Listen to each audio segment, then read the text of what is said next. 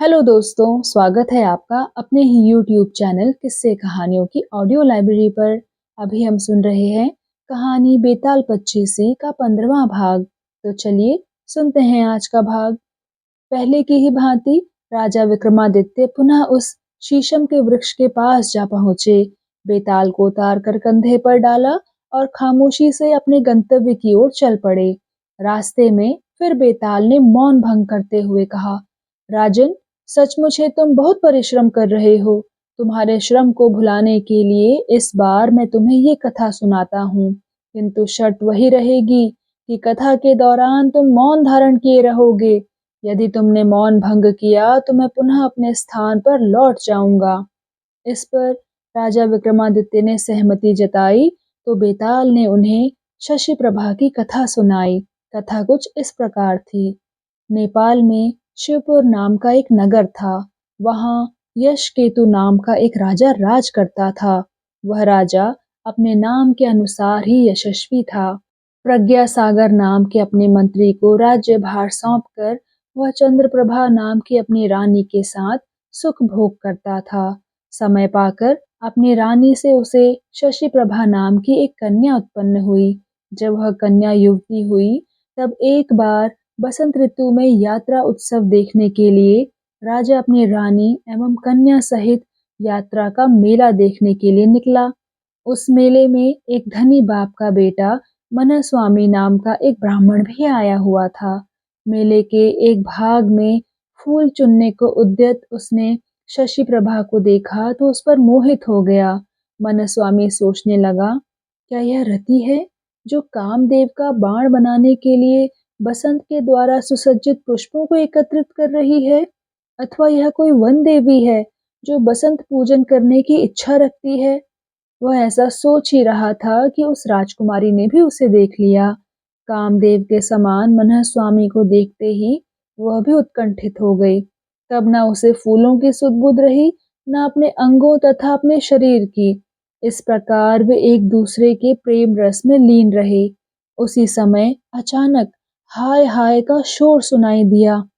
क्या हुआ, यह जानने के लिए कंधे उचकाकर जब उन दोनों ने देखा तो उन्हें दौड़कर आता हुआ एक उन्मत्त हाथी दिखाई पड़ा।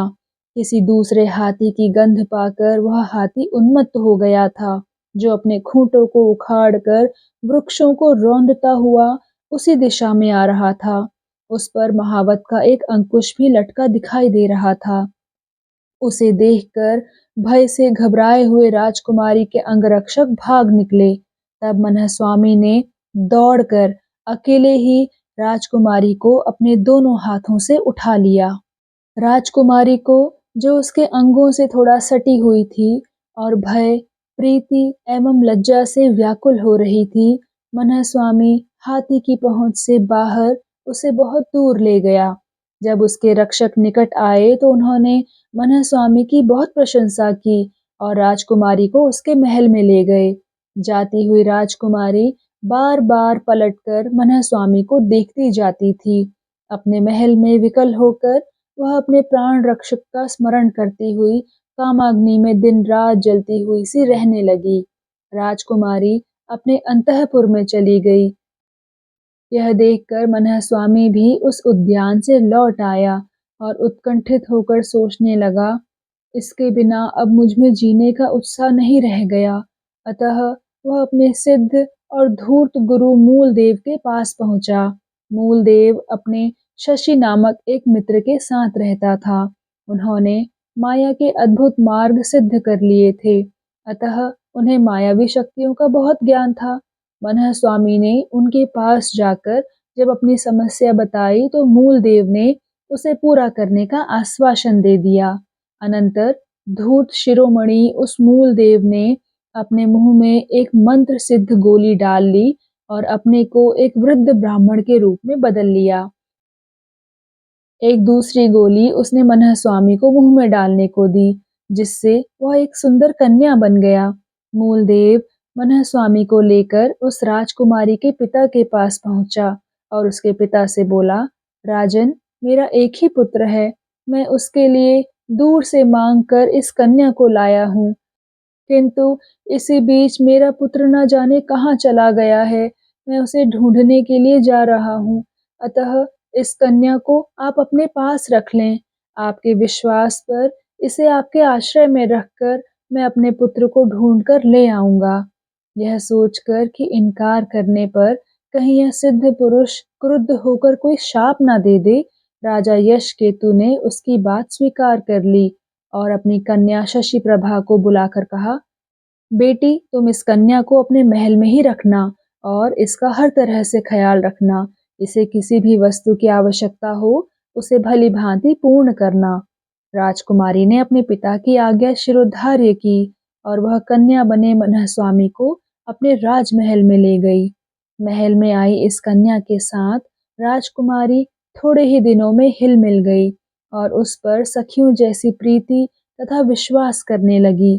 एक बार रात के समय जब कन्या के वेश में अपने को छिपाए हुए मनहस्वामी राजकुमारी की शैया के निकट ही एकांत में सोया हुआ था, तब उसने विरह से व्याकुल राजकुमारी से, जो अपनी सेज पर छटपटा रही थी, पूछा, सखी तुम्हारी कांति पीली पड़ गई है और तुम दिन प्रतिदिन दुबली होती जा रही हो। तुम ऐसी दुखी प्रतीत हो रही हो जैसे अपने प्रीतम से तुम्हारा बिछो हो गया हो। मुझे सारी बात सच-सच बताओ, क्योंकि सखियों से दुराव उचित नहीं होता। यदि तुम मुझे सारी बातें सच नहीं बताओगी, तो मैं अन्न जल त्याग कर आमरण अनशन शुरू कर दूंगी। यह सुनकर राजकुमारी ने गहरी सांस ली और धीरे से कहा, सखी भला तुम पर अविश्वास कैसा? तुम अगर जानना चाहती हो तो सुनो। एक बार मैं बसंतोद्यान में होने वाली यात्रा देखने गई थी। वहां मैंने एक सुंदर ब्राह्मण कुमार को देखा। उसकी सुंदरता हिमयुक्त चंद्रमा के समान थी।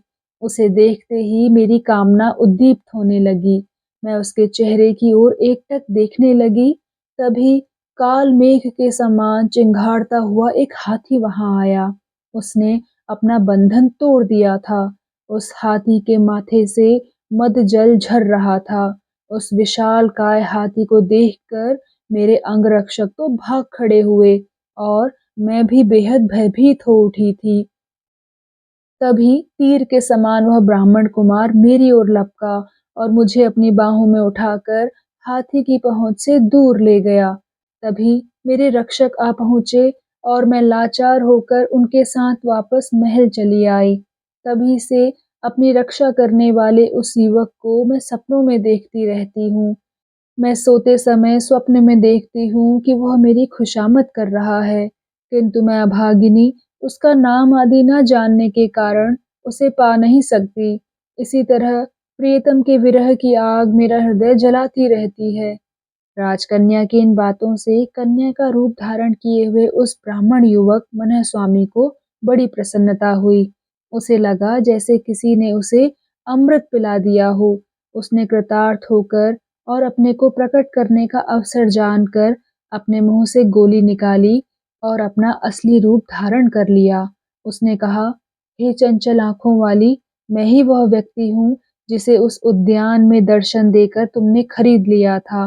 हे सुंदरी, पल भर के परिचय के बाद ही तुमसे अलग होने पर मुझे जो कष्ट हुआ, उसी का यह परिणाम है कि मुझे स्त्री का रूप धारण करना पड़ा है।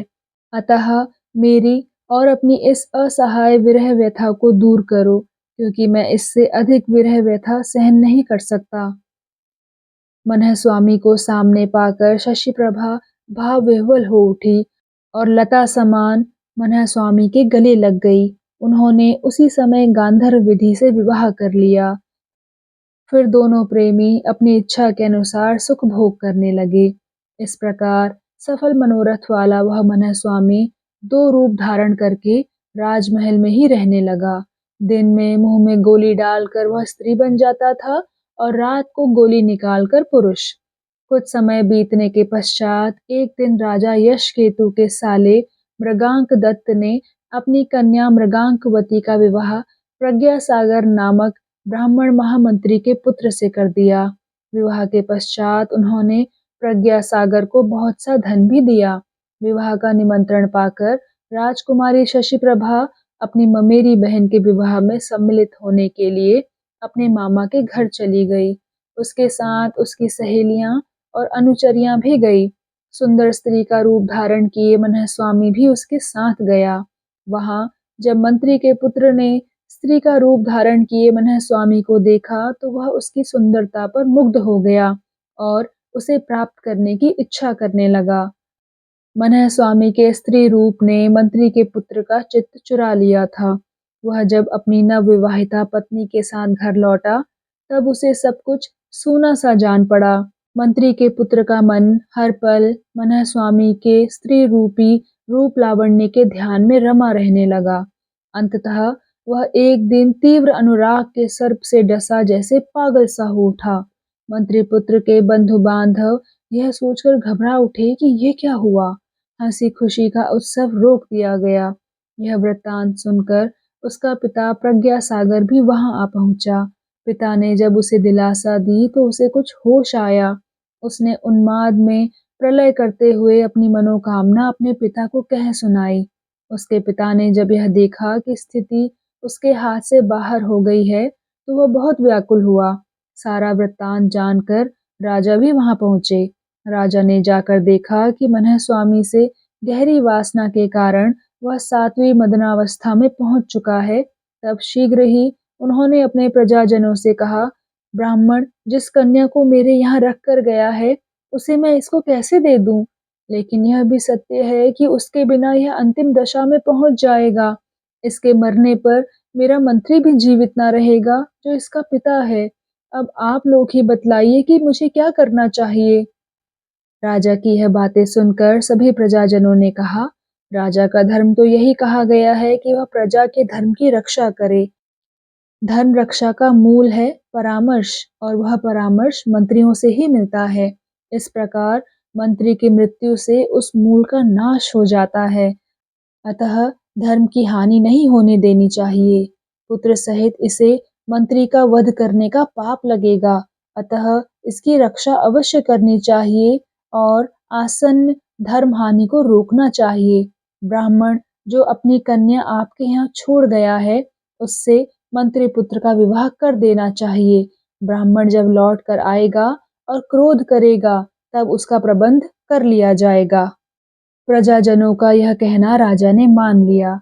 वह उस बनी हुई कन्या को मंत्री पुत्र के हाथों सौंपने के लिए शुभ मुहूर्त निश्चित करके राजकुमारी के घर से उसे ले आया।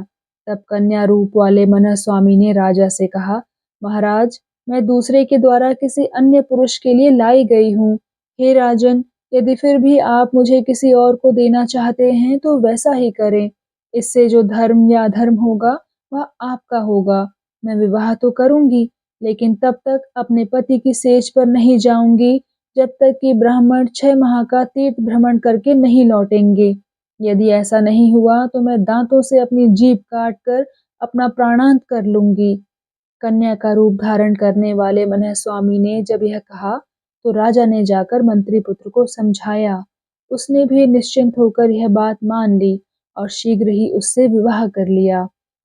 अनंतर एक ही सुरक्षित घर में अपनी पहली पत्नी मृगांकवती और उस बनावटी पत्नी को रखकर स्त्री को प्रसन्न करने की इच्छा से वह मूर्ख तीर्थ यात्रा के लिए बाहर चला गया।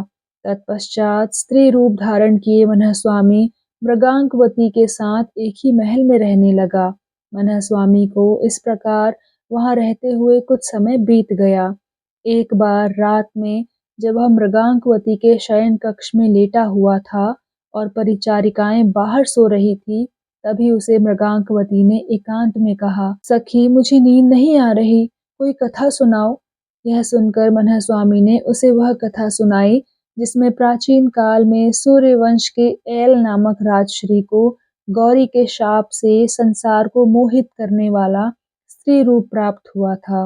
नंदनवन में उसे देखकर बुध मोहित हो गए थे और एक दूसरे की प्रीति में हुए उनके संभोग से पुरुषवा का जन्म हुआ था। यह कथा सुनाकर उस धूर्त ने पुनः कहा, इस तरह देवताओं के आदेश या मंत्र और औषधियों के प्रभाव से कभी कभी पुरुष स्त्री बन जाते हैं और कभी स्त्री पुरुष बन जाती हैं। इस प्रकार कभी कभी बड़ों में भी कामच संयोग हुआ करते हैं। मृगांकवती को विवाह के बाद ही उसका पति छोड़ गया था। मनहस्वामी के साथ रहने के कारण उसे उस पर भरोसा हो गया था। मनहस्वामी की बात सुनकर उसने कहा, सखी, तुम्हारी ये कथा सुनते ही मेरा शरीर तो कांपने लगा है, हृदय बैठा सा जा रहा है। बताओ तो भला यह कैसी बात है? यह सुनकर स्त्री बना मनहस्वामी उससे बोला, सखी, तुम में काम की जागृति के यह अपूर्व लक्षण है। मैं तो इसका अनुभव कर चुकी हूँ, पर तुमसे मैंने नहीं कहा। उसके ऐसा कहने पर मृगांकवती धीरे से बोली, सखी, तुम मेरे प्राणों के समान मुझे प्रिय हो, तुम समय को भी पहचानती हो, अतः मैं तुमसे क्या छिपाऊं। किसी प्रकार से यदि यहाँ किसी पुरुष का प्रवेश हो पाता तो अच्छा था। मृगांकवती के ऐसा कहने पर धूर्त मनहस्वामी उसका आशय समझ गया और बोला, यदि तुम्हारी ऐसी ही इच्छा है तो तुम चिंता मत करो सखी। भगवान विष्णु की कृपा से मुझे एक ऐसा वरदान प्राप्त है कि मैं अपनी इच्छा से जब चाहूँ स्त्री बन जाऊं और जब चाहूँ पुरुष। अगर तुम चाहती हो तो मैं तुम्हारे लिए पुरुष बन जाती हूँ। ऐसा कहकर मनहस्वामी ने अपने मुख से गोली निकाल ली और अपना सुंदर पुरुष रूप उसे दिखलाया। इस तरह जब वे एक दूसरे का विश्वास प्राप्त कर चुके और उनकी सारी यंत्रणाएं जाती रही, तो समय के अनुसार वे सुख भोग करने लगे। अनंतर मंत्री पुत्र की उस भार्या के साथ वह ब्राह्मण दिन को स्त्री और रात को पुरुष बनकर भोग विलास में लिप्त रहने लगा। कुछ समय बाद मंत्री पुत्र के लौटने का समय निकट आया, तो जानबूझकर मनहस्वामी मृगांकवती के साथ रात के समय भागकर कहीं चला गया। इन्हीं घटनाओं के बीच सारा वृत्तांत सुनकर उसका गुरु मूलदेव बूढ़े ब्राह्मण के रूप में फिर वहां आया। उसके साथ युवक ब्राह्मण के रूप में उसका मित्र शशि भी आया। मूलदेव ने आकर राजा यशकेतु से नम्रता पूर्वक कहा, मैं अपने पुत्र को ले आया हूँ राजन, अब मेरी बहू मुझे लौटा दीजिए। तब शाप के भय से डरे हुए राजा ने सोच विचार के साथ कहा, हे ब्राह्मण, आपकी बहू तो न जाने कहाँ चली गई, अतः आप मुझे क्षमा करें। अपने अपराध के कारण मैं आपके पुत्र के लिए अपनी कन्या देता हूँ। इस पर बूढ़ा ब्राह्मण धूतराज मूलदेव उसे बुरा भला कहने लगा और उस पर वादे से मुकरने का आरोप लगाने लगा। अंततः किसी प्रकार राजा के अनुनय विनय करने पर वह शांत हुआ और शशि प्रभा का विवाह अपने बनावटी बेटे के साथ होना स्वीकार कर लिया। धूर्त मूलदेव नवविवाहिता वर वधू को साथ लेकर अपने स्थान के लिए चल पड़ा। उसने राजा से धन की इच्छा नहीं की। बाद में जब मनहस्वामी वहां आया, तब उसके और शशि के बीच झगड़ा उत्पन्न हुआ। मनहस्वामी ने कहा, शशि प्रभा को मुझे दे दो, गुरु की कृपा से इस कन्या को पहले मैंने ही ब्याहा था। शशि बोला, मूर्ख, तू इसका कौन है? यह तो मेरी स्त्री है। इसके पिता ने अग्नि को साक्षी मानकर इसको मुझे सौंपा है। इस तरह वे दोनों माया के बल से पाई हुई उस राजकुमारी के लिए झगड़ने लगे, लेकिन उनके झगड़े का निपटारा नहीं हो सका। इतनी कथा सुनाकर बेताल ने राजा विक्रमादित्य से पूछा, हे राजन, अब तुम ही मेरा संशय दूर करो कि वह राजकुमारी वसुधा किसकी स्त्री हुई। यदि तुम जानते हुए भी मेरा संशय दूर नहीं करोगे, तो तुम्हें पहले वाला ही शाप लगेगा। अपने कंधे पर स्थित बेताल की यह बात सुनकर राजा विक्रमादित्य ने उससे कहा, बेताल, मैं समझता हूँ कि न्यायतः वह राजकुमारी शशि की ही स्त्री मानी जाएगी, जिसे उसके पिता ने सबके सामने शशि के साथ ब्याहा था। मनहस्वामी ने तो चोरी से गंधर्व विवाह के द्वारा उसे पाया था। पराये धन पर चोर का न्याय संगत अधिकार कभी नहीं होता। राजा की ये न्याय संगत बातें सुनकर बेताल संतुष्ट हुआ और पहले की ही भांति उसके कंधे से अचानक उतरकर पुनः अपनी जगह चला गया और राजा भी उसे लाने के लिए पुनः वापस लौट पड़ा। तो दोस्तों, कैसा लगा आपको आज का ये भाग? कृपया कमेंट सेक्शन में आकर ज़रूर बताइएगा।